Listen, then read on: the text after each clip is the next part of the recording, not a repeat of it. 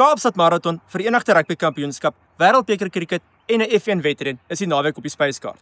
My naam is Johan Gresse en ek gaan vir julle vertel wat julle als hierdie naweek sportgewys na kan uitsien. Die Kaapstad Marathon, een van Suid-Afrika se mooiste en gewildste wedlope, word Sondag in die moederstad aangebied. Volgens organiseerders het 24,000 drawers hul deelname bevestig en onder hulle tel Gerda Stuyt. Die 35-jarige Langhaasem het reeds 'n jaar met die 2 Oseane en die Comrades Laure weggedraf. En hoewel die gewone marathon dalk nie haar gunsteling afstand is nie, het sy reeds gesê dat dit 'n voorreg is om die pragtige roete saam met haar mede-drawers aan te pak. Dit is die 4de ronde van die Verenigde Rugby Kampioenskap en na verlede naweek se nederlaag teen Ulster het die Bulls Johan Ackerman omtrent 'n splinternuwe span vir Vrydag aand se wedstryd teen Connacht in Galway gekies. In ander wedstryde speel die sukkelende Lions teen Scarlets in Johannesburg, terwyl die Sharks teen Ulster in Durban kragte meet. Die Stormers, Suid-Afrika se voorste span op die punteleer, speel weg van die huis teen Zeebrugge. Sê maar wat jy wil van Suid-Afrika se vroue cricketspelers, maar hulle weet presies hoe om die wa deur die drif te trek. Die Proteas het hulle paar wêreldbeker wedstryde in doodsnikke beklink en Nadine de Klerk het bewys dat sy oor die amper